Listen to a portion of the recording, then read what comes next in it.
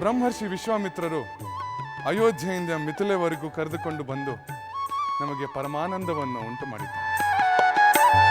ಸಿದ್ಧಾಶ್ರಮದ ಯಜ್ಞ, ಅನೇಕ ಮುನಿಗಳ ಸಂದರ್ಶನ, ಅಹಲ್ಯೆ ಗೌತಮರ ದರ್ಶನ ಭಾಗ್ಯವಲ್ಲದೆ ದಾರಿಯುದ್ದಕ್ಕೂ ಹಲವಾರು ಪುಣ್ಯಕಥೆಗಳನ್ನು ನಮಗೆ ತಿಳಿಸಿಕೊಟ್ಟು ನಮಗೆ ಜ್ಞಾನವನ್ನು ನೀಡಿದ್ದಾರೆ. ಈ ಮಿಥಿಲೆಯಲ್ಲಿ ಇಂತಹ ಧರ್ಮ ಪ್ರಭುವಿನ ಸನ್ನಿಧಾನಕ್ಕೆ ಕರೆದುಕೊಂಡು ಬಂದು ಪವಿತ್ರವಾದ ಶಿವಧನುಸ್ಸಿನ ದರ್ಶನ ಮಾಡುವ ಅಪೇಕ್ಷೆಯನ್ನು ನಮ್ಮಲ್ಲಿ ಉಂಟು ಮಾಡಿದ್ದಾರೆ. ಮಿಥಿಲಾಧಿಪತಿ ಜನಕ ಮಹಾರಾಜರಲ್ಲಿ ಮಹಾಶಿವಧನುಸ್ಸಿನ ದರ್ಶನ ಭಾಗ್ಯವನ್ನು ಕರುಣಿಸಬೇಕು ಎಂದು ತಮ್ಮಲ್ಲಿ ವಿನಂತಿಸಿಕೊಳ್ಳುತ್ತೇನೆ.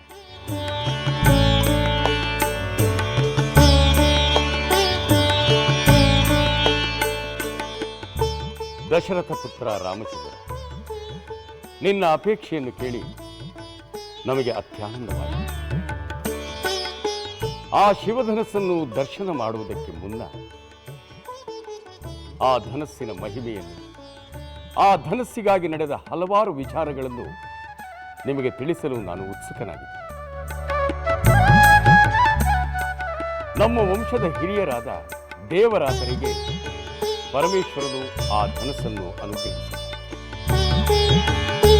ದಕ್ಷಯಜ್ಞ ಸಮಯದಲ್ಲಿ ವಿಶ್ವಕರ್ಮ ನಿರ್ಮಿತವಾದ ಈ ಧನಸ್ಸನ್ನು ಪರಮೇಶ್ವರನು ಬಳಸಿದ. ಕಾಲಾಂತರದಲ್ಲಿ ದೇವತೆಗಳಿಂದ ಈ ಧನಸ್ಸು ನಮಗೆ ಅನುಗ್ರಹಿತವಾಯಿತು. ನಮ್ಮ ಹಿರಿಯ ಪುತ್ರಿ ಭೂಮಿ ಜಾತಿಯಾದ ಸೀತೆ ವಿವಾಹ ಮಾಡಲು ಶಿವಧನಸ್ಸನ್ನು ಹೆದೆಯೇರಿಸುವ ಪಣವನ್ನಿಟ್ಟು ಸ್ವಯಂವರವನ್ನು ಏರ್ಪಡಿಸಿದ. ಆದರೆ ಸ್ವಯಂವರಕ್ಕೆ ಆಗಮಿಸಿದಂತಹ ರಾಜರುಗಳು ಆ ಶಿವಧನಸ್ಸನ್ನು ಎತ್ತಲು ವಿಫಲರಾದರು.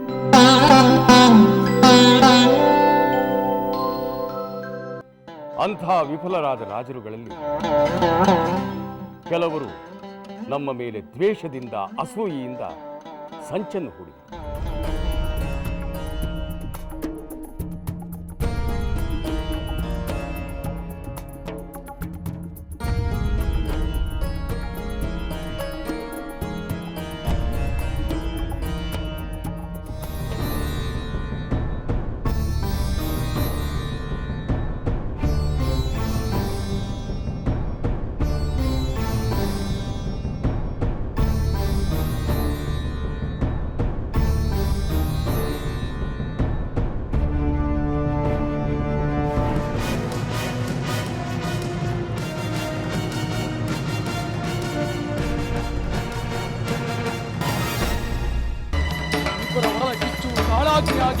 ಮುದ್ದೆ ರಾಮ ಜನಕರನ್ನು ಸುಟ್ಟು ನಮ್ಮ ಒಡಲ ಸಂಕಟವನ್ನು ಶಮನಗೊಳಿಸಿಕೊಳ್ಳಬಹುದಲ್ಲವೇ? ಮಾರೀಚ, ನಾವು ಮಿಥಿಲೆಗೆ ಮುತ್ತಿಗೆ ಹಾಕುವುದೇ, ದಶರಥ ಪುತ್ರ ರಾಮ ಹಾಗೂ ಜನಕ ಮಹಾರಾಜನೊಂದಿಗೆ ಯುದ್ಧ ಮಾಡುವುದೇ. ಸಾಮಾನ್ಯ ಮಾನವರೊಂದಿಗೆ ಯುದ್ಧ ಮಾಡುವುದು ನಮ್ಮ ಘನತೆ, ಗೌರವ, ಪ್ರತಿಷ್ಠೆಗಳಿಗೆ ತಕ್ಕುದಲ್ಲ. ಶಿವಧನಸ್ಸನ್ನು ಎತ್ತಲಾಗದ ಕೋಪಕ್ಕೆ ಮತ್ತೆ ಬಂದು ಯುದ್ಧ ಮಾಡಿದ ಎಂಬ ನಿಂದನೆಯನ್ನು ನಾನು ಸಹಿಸುವುದಿಲ್ಲ. ಹಾಗಾದರೆ ನಮಗಾದ ಸಂಕಟಕ್ಕೆ ಸುಮ್ಮನಿದ್ದು ಬಿಡುವುದೇ? ಇಲ್ಲ, ಸಂಕಟ ಕೊಟ್ಟವರಿಗೆ ಸಂಕಟ ಕೊಡಲೇಬೇಕು. ನಾವೇ ನೇರವಾಗಿ ಕೊಡುತ್ತಿದ್ದರೇನಂತೆ, ಬೇರೆಯವರಿಂದ ಕೊಡಿಸೋಣ. ಬೇರೆಯವರಿಂದಲೇ? ಹೌದು. ಜನಕನ ಸ್ವಯಂವರದಲ್ಲಿ ನನಗೆ ಅಪಮಾನವಾದಂತೆ ಇನ್ನೂ ಎಷ್ಟೋ ಜನ ರಾಜರುಗಳಿಗೆ ಆಗಿದೆ. ಅವರಿಗೂ ನಮ್ಮಂತೆ ಸಂಕಟವಿದೆ, ಸಿಕ್ಕಿದೆ. ಅವರನ್ನೆಲ್ಲ ಒಟ್ಟುಗೂಡಿಸಿ ಜನಕನ ಮೇಲೆ ಆಕ್ರಮಣ ಮಾಡಿಸು, ಮಿಥಿಲೆಗೆ ಮುತ್ತಿಗೆ ಹಾಕಿಸು.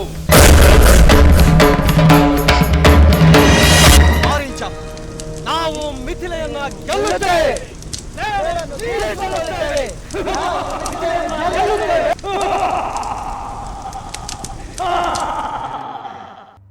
ಆ ದುಷ್ಟ ರಾಜರುಗಳೆಲ್ಲ ಸಂಚು ಮಾಡಿ ಒಟ್ಟಾಗಿ ನನ್ನ ವಿರುದ್ಧ ಯುದ್ಧಕ್ಕೆ ಬಂದರು. ನಮ್ಮಲ್ಲಿ ಪರಾಕ್ರಮವಿಲ್ಲವೇ? ನಮ್ಮ ಪರಾಕ್ರಮವನ್ನು ಆ ಜನಕನಿಗೆ ತೋರಿಸಲೇಬೇಕು. ನಮ್ಮನ್ನು ಅವಮಾನಗೊಳಿಸುವುದಕ್ಕಾಗಿ ಕನ್ಯಾಶುಲ್ಕದ ರೂಪದಲ್ಲಿ ಶಿವಧನಸ್ಸನ್ನು ಸಿದ್ಧಪಡಿಸಿದ್ದಾನೆ ಎಂದು ರೋಷಾವೇಶದಿಂದ ನಮ್ಮ ಮಿಥಿಲಾ ಪಟ್ಟಣವನ್ನು ಮುತ್ತಿದರು.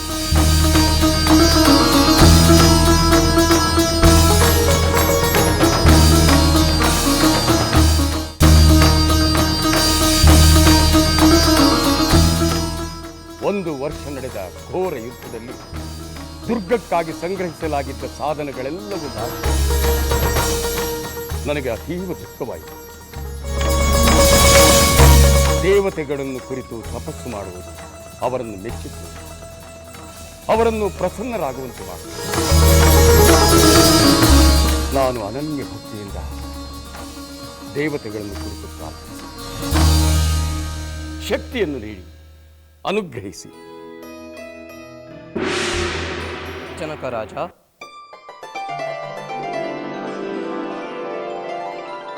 ಇಂದ್ರದೇವ, ನಮೋ ನಮಃ.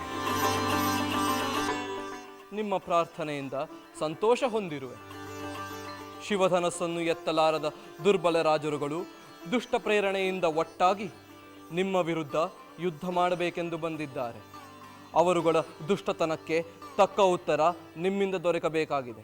ಅವರೆಂದಿಗೂ ಮತ್ತೆ ಇಂತಹ ದುಸ್ಸಾಹಸವನ್ನು ಮಾಡದಂತಾಗಬೇಕು. ನಿಮಗೆ ಚದುರಂಗ ಬಲವನ್ನು ಕರುಣಿಸುತ್ತಿದ್ದೇನೆ. ಹೋಗಿ ಅವರೊಡನೆ ಯುದ್ಧವನ್ನು ಮಾಡಿ. ಜಯವು ನಿಮ್ಮದೇ. ಧನ್ಯೋಸ್ಮಿ ಇಂದ್ರದೇವ, ಧನ್ಯೋಸ್ಮಿ.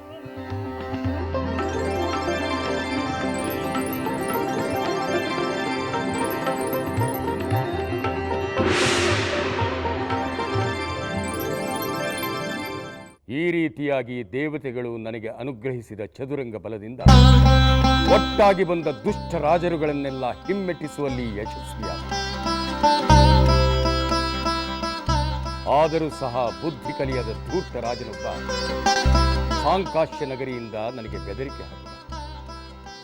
ಶಿವಧನಸ್ಸನ್ನು, ಸೀತೆಯನ್ನು ತನಗೇ ನೀಡಬೇಕೆಂದು ಹೇಳಿದ.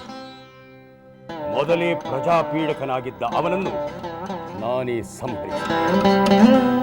ನಂತರ ನನ್ನ ಸಹೋದರನಾದ ಕುಶಧ್ವಜನನ್ನು ಆ ರಾಜ್ಯಕ್ಕೆ ಪರಿಪಾಲಕನಾಗಿ ನೇಮಿಸಿದೆ.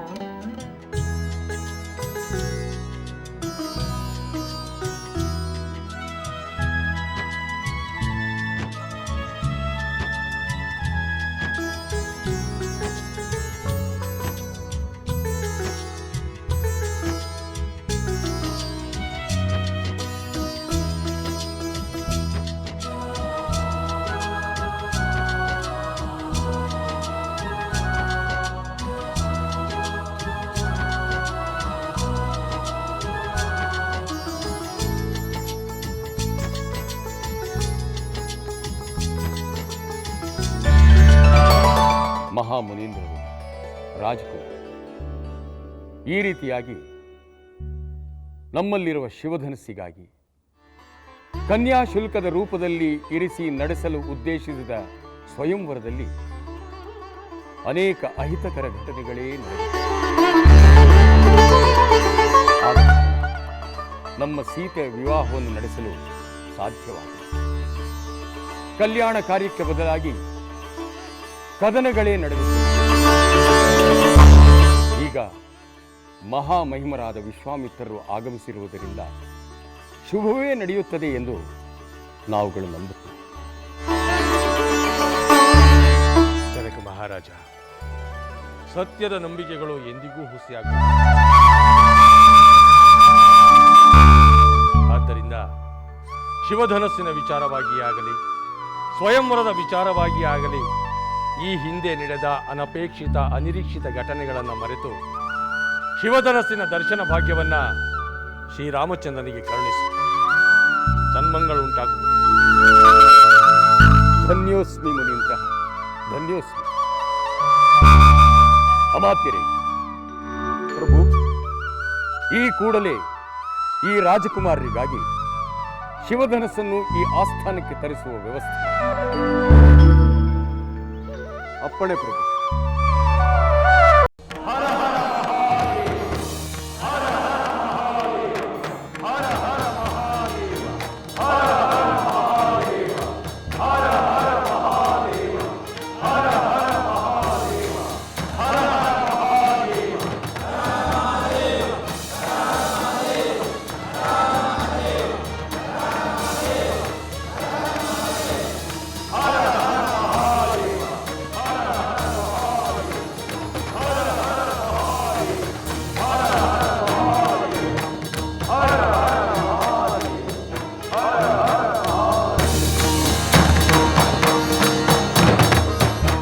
ಅಮಾತ್ಯರೇ, ಪ್ರಭು,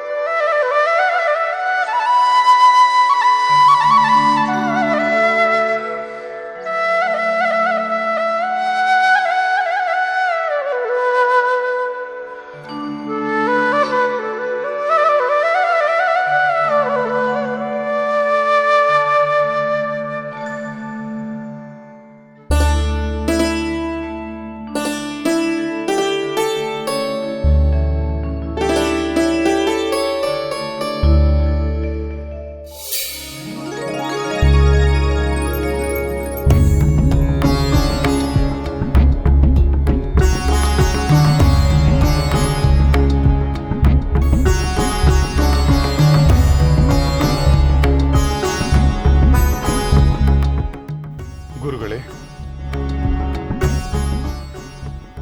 ಈ ಮಹಾಶಿವಧನಸ್ಸನ್ನು ದರ್ಶನ ಭಾಗ್ಯವನ್ನು ಕರುಣಿಸಿದ್ದಕ್ಕೆ ನಿಮಗೆ ಅನಂತಾನಂತ ಧನ್ಯವಾದಗಳು. ಈ ಧನುಸ್ಸನ್ನು ಕಾಣುತ್ತಿದ್ದರೆ ಇದನ್ನು ಸ್ಪರ್ಶಿಸಬೇಕು ಎಂಬ ಇಚ್ಛೆ ನನ್ನಲ್ಲಿ ಉಂಟಾಗುತ್ತಿದೆ. ರಾಮಚಂದ್ರ, ನಿನ್ನ ಮನೋಭಿಲಾಷೆಯನ್ನ ಜನಕ ಮಹಾರಾಜನಲ್ಲಿ ನಿವೇದಿಸಿ. ಆತ ನಿನ್ನ ಅಪೇಕ್ಷೆಯನ್ನು ಖಂಡಿತ ಪುರಸ್ಕರಿಸುತ್ತಾನೆ. ದಶರಥ ಪುತ್ರ, ಇಲ್ಲಿಯವರೆಗೆ ಅನೇಕ ರಾಜಾದಿರಾಜರು ಈ ಶಿವಧನಸ್ಸನ್ನು ಸ್ಪರ್ಶಿಸಿದ್ದಾರೆ. ಕೋಪದಿಂದ, ಭಕ್ತಿಯಿಂದ, ಆಸೆಯಿಂದ, ನಿರಾಸೆಯಿಂದ ತೆರಳಿದ್ದಾರೆ. ಆದರೆ ಅವರೆಲ್ಲರಿಗಿಂತ ವಿಭಿನ್ನವಾದ ವಿಶೇಷವಾದ ಸಂಗತಿ ನಿನ್ನಿಂದ ಆಗುವುದೆಂಬ ನಿರೀಕ್ಷೆ ನಮ್ಮದಾಗಿದೆ. ಮಹಾರಾಜರಲ್ಲಿ ನಿನ್ನ ಅಪೇಕ್ಷೆಯನ್ನು ಕೇಳಿಕೋ ರಾಜಕುಮಾರ. ಮಹಾರಾಜರೇ, ಈ ಮಹಾಶಿವಧನುಸ್ಸಿನ ದರ್ಶನ ಭಾಗ್ಯವನ್ನು ಕರುಣಿಸಿದ ತಾವು ಇದನ್ನು ಸ್ಪರ್ಶಿಸಿ ಪುನೀತನಾಗುವ ಭಾಗ್ಯವನ್ನು ನನಗೆ ಕರುಣಿಸಿ. ಅವಶ್ಯವಾಗಿ ರಾಜಕುಮಾರ. ನಿನ್ನಂತಹ ಪರಾಕ್ರಮಿಗಳು ಈ ಶಿವಧನಸ್ಸನ್ನು ಸ್ಪರ್ಶಿಸುವುದು ಮಾತ್ರವಲ್ಲ, ಈ ಧನಸ್ಸನ್ನು ಹಿಡಿದೆತ್ತಿ ಹೆದೆ ಏರಿಸಿ ದಾರವನ್ನು ಬಿಗಿದು ಶರಸಂಧಾನ ಮಾಡಬೇಕು. ಈ ಎಲ್ಲ ಕಾರ್ಯಕ್ಕೂ ನಾನು ನಿನಗೆ ಸಂಪೂರ್ಣ ಒಪ್ಪಿಗೆಯನ್ನು ನೀಡುತ್ತಿದ್ದೇನೆ. ಅಷ್ಟೇ ಅಲ್ಲದೆ ಇಲ್ಲಿಯವರೆಗೂ ಯಾರಿಂದಲೂ ಸಾಧ್ಯವಾಗದಂತಹ ಮಹತ್ ಸಾಧನೆಯೊಂದು ನಿನ್ನಿಂದ ಆಗಬೇಕು. ಅದೇ ನಮ್ಮ ಅದಮ್ಯ ಬಯಕೆ, ಆಕಾಂಕ್ಷೆ. ಮಂಗಳವಾರ.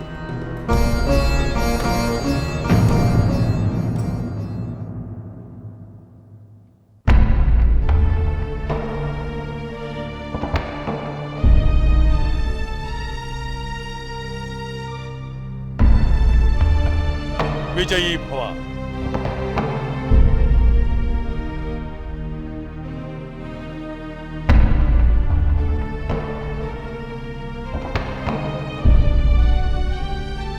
ಶುಭಮಸ್ತು.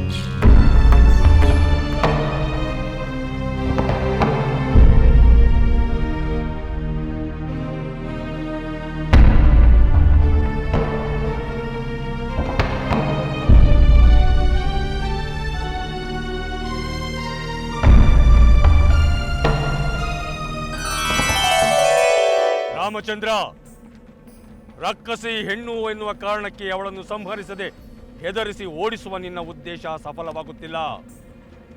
ಕಾಮರೂಪ ಶಕ್ತಿಯುಳ್ಳ ಈ ರಕ್ಕಸಿ ವಿವಿಧ ರೂಪಗಳನ್ನು ಧರಿಸಿ ಅಮಾಯಕರಿಗೆ, ಋಷಿ ಮುನಿಗಳಿಗೆ ತೊಂದರೆಯನ್ನುಂಟು ಮಾಡಲು ಮುಂದಾಗುತ್ತಾಳೆ. ಈಕೆ ಸ್ತ್ರೀ ಎನ್ನುವ ಅನುಕಂಪ ತಾಳದೆ ಲೋಕಕಂಟಕಿ ಮಹಾ ದುಷ್ಟಳೆಂದು ತಿಳಿದು ಈಕೆಯನ್ನು ಸಂಹರಿಸು. ಆಗಲಿ ಗುರುಗಳೇ.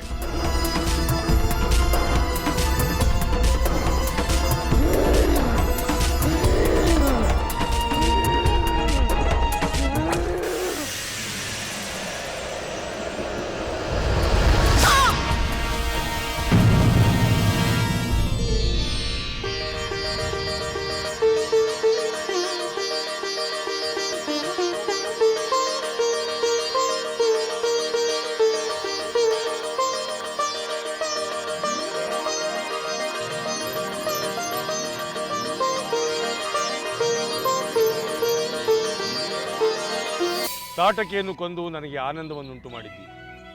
ನಾನು ನಿನಗೆ ದಿವ್ಯಾಸ್ತ್ರಗಳನ್ನು ಉಪದೇಶಿಸುತ್ತೇನೆ.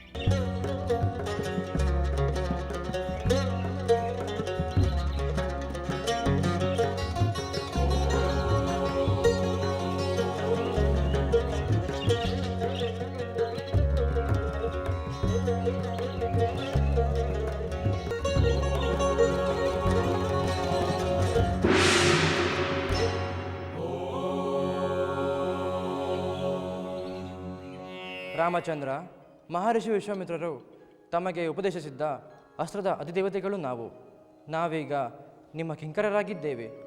ತಾವು ಏನೇ ಆಜ್ಞೆ ಮಾಡಿದರೂ ಅದನ್ನು ಪಾಲಿಸಲು ಸಿದ್ಧರಿದ್ದೇವೆ. ಆಗಲಿ.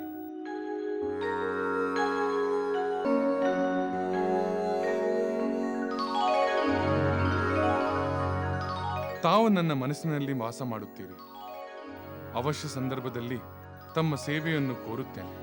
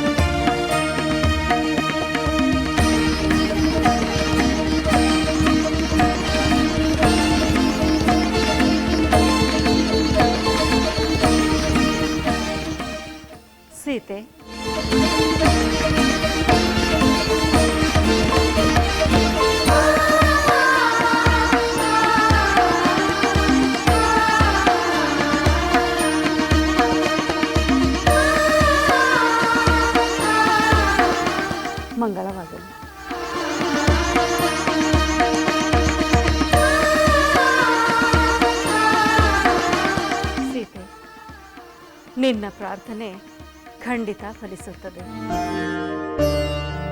ಆ ಮಹಾಶಿವಧನುಸ್ಸನ್ನು ಎತ್ತುವ ಶಕ್ತಿ ಈಗ ಮಿಥಿಲೆಗೆ ಬಂದಿರುವ ಪುರುಷೋತ್ತಮನಿಗಲ್ಲದೆ ಇನ್ನಾರಿಗೂ ಇರಲು ಸಾಧ್ಯವಿಲ್ಲ.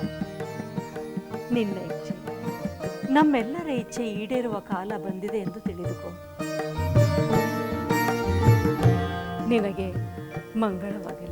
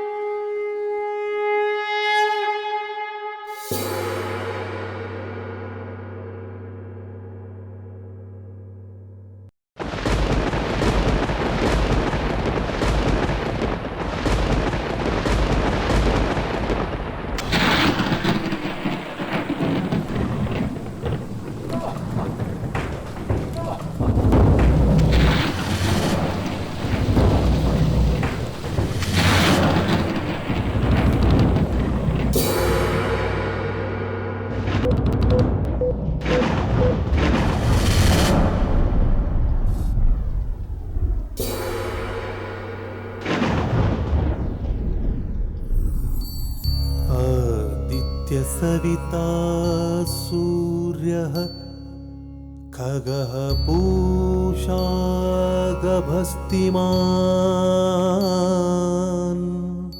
सुवर्णसदृशो भानुः स्वर्णरेखा दिवाकरः हिरण्यगर्भः शिशिरस्तपनो भास्करो रविः अग्निगर्भोदितेः पुत्रः शङ्खः शिशिरनाशनः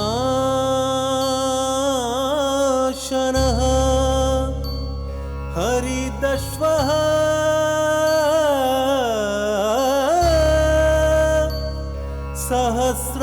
सहस्रार्चुः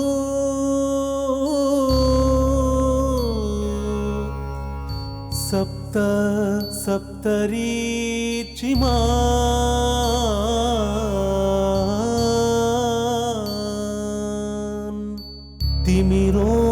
पुरातनः शम्भुः त्वष्टा मार्ताण्ड अंशुमान्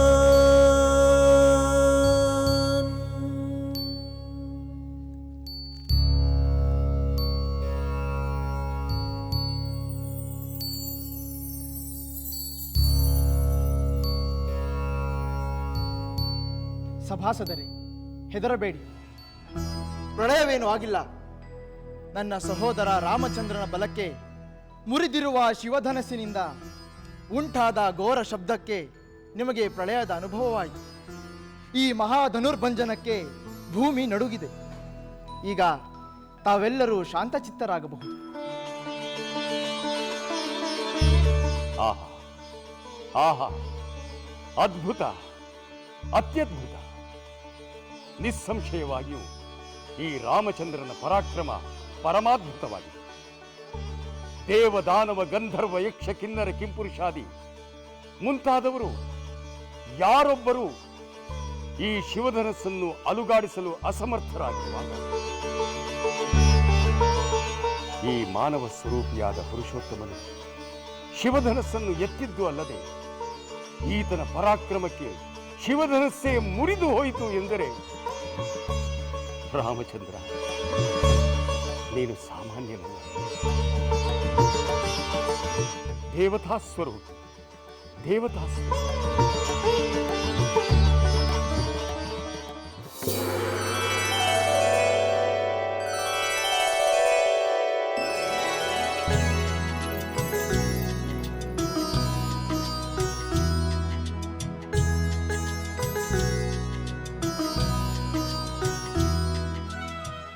ಸಹೋದರಿ, ಫಲಿಸಿತು ನಿನ್ನ ಪೂಜಾ ಫಲ. ಸಹೋದರಿ ಸೀತೆ,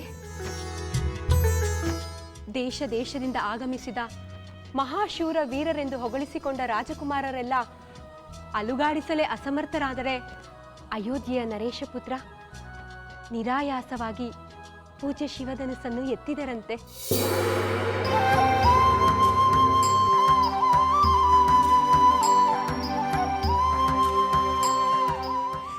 ಎತ್ತಿದ್ದು ಮಾತ್ರವಲ್ಲ ಸಹೋದರಿ, ರಾಜಕುಮಾರ ಶಿವಧನಸ್ಸನ್ನು ಹಿಡಿದು ಸಿಂಜಿನಿಯನ್ನು ಕಟ್ಟಿ ಹೆದೆ ಏರಿಸಿದ ರಭಸಕ್ಕೆ ಸಾಕ್ಷಾತ್ ಶಿವಧನಸ್ಸೇ ಮುರಿಯಿತಂತೆ.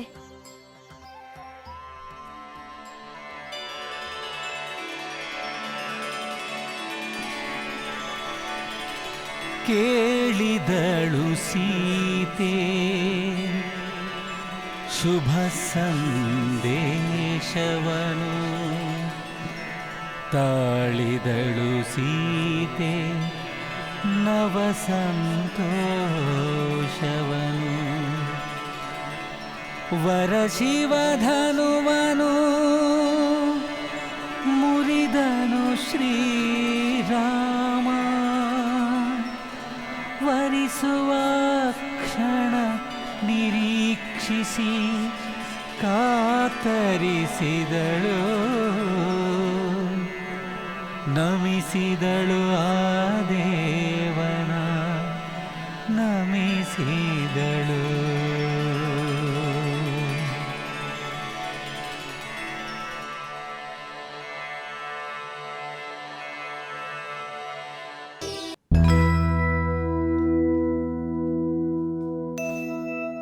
ಮಹಾರಾಜನಿಗೆ ಶುಭವಾಗಲಿ.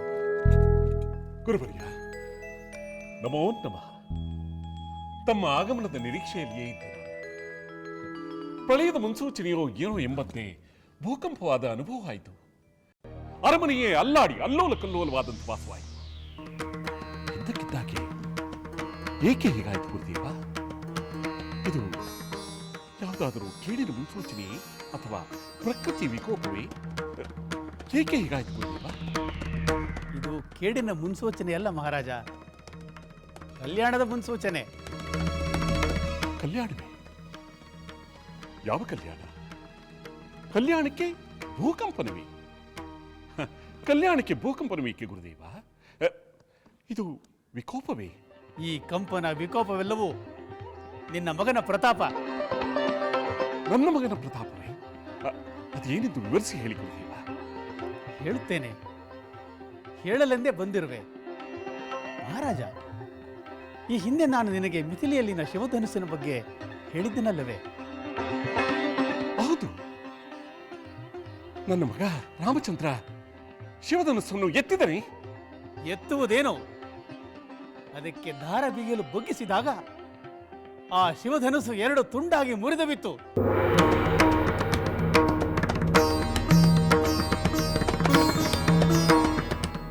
ಆ ಧನುರ್ಭಂಗವೇ ಸಿಡಿಲಿನ ಶಬ್ದವನ್ನು ಉಂಟು ಮಾಡಿತು, ಭೂಮಿ ಕಂಪಿಸುವಂತೆ ಮಾಡಿತು.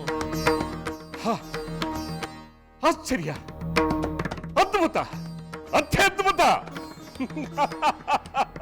ಪ್ರಪಂಚದ ಸುರಾಸುರ ಯಕ್ಷ ರಾಕ್ಷಸರೇ ಎತ್ತಲಾಗದಂತಹ ಮಹಾದೇವನ ಧನುಸ್ಸನ್ನು ನನ್ನ ಮಗ ರಾಮಚಂದ್ರ ಮುರಿದನೆಂದರೆ ಅವನ ಪರಾಕ್ರಮಕ್ಕೆ ಸರಿಸಾಟಿ ಯಾರೂ ಇಲ್ಲ, ಅವನ ಶಕ್ತಿಗೆ ಯಾರೂ ಎದುರಿಲ್ಲ. ಇದನ್ನು ತಿಳಿದೇ ವಿಶ್ವಾಮಿತ್ರ ಋಷಿಗಳು ಯಜ್ಞವನ್ನು ರಕ್ಷಿಸಲು ನಿನ್ನ ಮಗನನ್ನು ಕರೆದೊಯ್ದದ್ದು. ಅವನ ಮಹತ್ವ ನಿನಗೆ ಆಗ ತಿಳಿದಿರಲಿಲ್ಲ ಮಹಾರಾಜ. ಹೌದು ಗುರುವರ್ಯ, ಆದರೆ ಈಗ ನನ್ನ ಮಗನ ಪರಾಕ್ರಮವೇನೆಂದು ನನಗೆ ತಿಳಿ. ಈ ತಕ್ಷಣ ನನ್ನ ರಾಮಚಂದ್ರನನ್ನು ನಾನು ನೋಡಲೇಬೇಕು. ನಾನು ಈಗಲೇ. ಸಾವಧಾನ ಮಹಾರಾಜ, ಸಾವಧಾನ. ನಿನ್ನ ಮಗನ ಪರಾಕ್ರಮದ ವಿಷಯ ತಿಳಿದು ಆನಂದದಿಂದ ಅವಿವೇಕಿ ಅಂತ ವರ್ತಿಸಬೇಡ. ರಾಮನು ಸ್ವಯಂವರದ ಪಣವನ್ನು ಗೆದ್ದಿದ್ದಾನೆ. ಅಂದ ಮೇಲೆ ಜನಕ ಮಹಾರಾಜನು ನಿನಗೆ ಆಹ್ವಾನ ಕಳಿಸಬೇಕಲ್ಲವೇ? ಅದನ್ನು ಮನ್ನಿಸಿ ನೀನು ಮಿಥಿಲೆಗೆ ಹೋಗಿ ರಾಮನನ್ನು ನೋಡಬೇಕಲ್ಲವೇ? ಪ್ರಯಾಣದಲ್ಲಿ ಭಾಗವಹಿಸಬೇಕಲ್ಲವೇ? ಹೌದು ಮುನೀಂದ್ರ, ತಮ್ಮ ಮಾತು ನಿಜ. ಸಂತೋಷ ಪರವಶನಾಗಿದ್ದ ನಾನು ವಿವೇಚನೆಯನ್ನೇ ಕಳೆದುಕೊಂಡು ಬಿಟ್ಟೆ. ಆಯ್ತು, ಈಗ ಜನಕ ಮಹಾರಾಜರ ಆಹ್ವಾನಕ್ಕಾಗಿ ಕಾಯುತ್ತೇನೆ. ಮುನೀಂದ್ರ, ಚಿಂತೆಯಲ್ಲಿದ್ದ ನನಗೆ ನನ್ನ ಚಿಂತೆಯನ್ನು ದೂರ ಮಾಡಿ ಸಂತೋಷವನ್ನು ಕೊಟ್ಟು ಅನುಗ್ರಹಿಸಿದ್ದೀರಿ. ಧನ್ಯೋಸ್ಮಿ ಗುರುದೇವ, ಧನ್ಯೋಸ್ಮಿ. ಶುಭಮಸ್ತು.